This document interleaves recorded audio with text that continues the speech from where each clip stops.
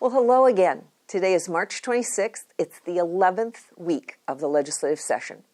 So you can see in the newsletter there in the opening, there's several things I wanted to talk to you about today. First of all, the Senate, for the second year in a row, passed a bill that would cap spending. So it's an appropriation limit. So limiting the appropriations that could be made to $4.1 billion of unrestricted general fund. 78% of Alaskans support this policy.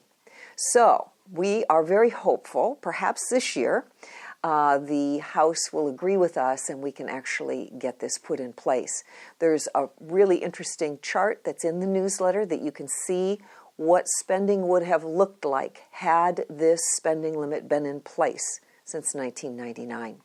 It's pretty interesting. You know, one of the things that looking at that chart points out is that over the last 10 years, we have grown our ability to spend money, but we have not grown our ability to manage money for the best present and future for Alaskans. And that's what this bill is intended to do, put in place a spending cap. Secondly, there's a piece in this newsletter that talks about the bonding bill that would pay off our tax credits.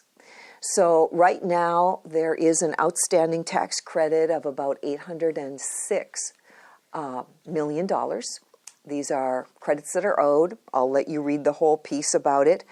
You know, it's important, number one, to pay off a debt that we owe, but it also improves our reputation in the global bonding markets. We have come to be known as having an Alaska risk factor. That is to say, not dependable in our word, right? Policies that we make that kind of randomly change depending on financial situation. It is absolutely true that the tax credits had to go away, and they did. They've been removed. They are no longer in effect except for some very small credits dealing with refineries and also oil and gas exploration in the interior. But by paying off the credits that are due, we actually will be improving employment opportunities in the state as companies reinvest this money. And you'll see if you read the little piece, there's a section where, should they choose to be part of this this bonding payback, they would have to reinvest the money here. So it helps improve job opportunities and unshackle our economy, something we all want to happen. One of the big topics that you're hearing about, certainly was in the news significantly this past week and over the weekend, is the issue of gun violence. I've been talking to principals in our schools about this, not just Anchorage, but other schools as well.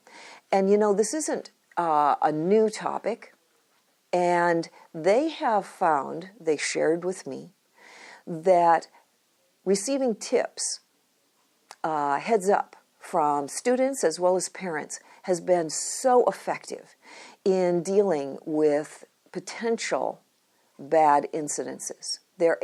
Principals are able to step in and prevent things from happening. In our national literature that legislators receive, there was a policy program out there called Safe to Tell. It's called Safe to Tell. And it really talks about anonymous reporting, that it is extremely effective. And when a principal knows that there is an issue with a student, they can step in and actually help that student, not only protecting the rest of the school, but actually offering help to that student. There's a lot in the news, of course, about the gas pipeline. One of the things that I want to emphasize is that the Senate is very concerned about allowing a blank check. That means unrestricted receipt authority to the Gas Line Development Corporation. Giving a blank check for anything usually results in problems. The Senate is not being captivated by what I'll call a gold rush. Alaska's gone through a lot of gold rushes. People rushing to the scene thinking they're going to be millionaires, discovering gold, and in fact, most people don't discover gold, and there's a lot of mistakes made and problems as a result. We're not being caught up in that. We're carefully looking at all the details of this gas project, and we're looking at realistic timelines, not only realistic economically, but also realistic engineering-wise. And last of all, it's spring, and bears on the hillside and in East Anchorage are a big problem. So just wanted to raise your awareness. If you don't have bear-proof garbage cans, now's the time to get them. Yes, I know they're not perfect. I've heard many stories of people watching the bears bat around the garbage can and even pick it up and throw it over the edge of a cliff so it can break open. But it nevertheless deterred that animal and in many cases may prevent it. In addition, another big asset would be not to put your garbage out the night before.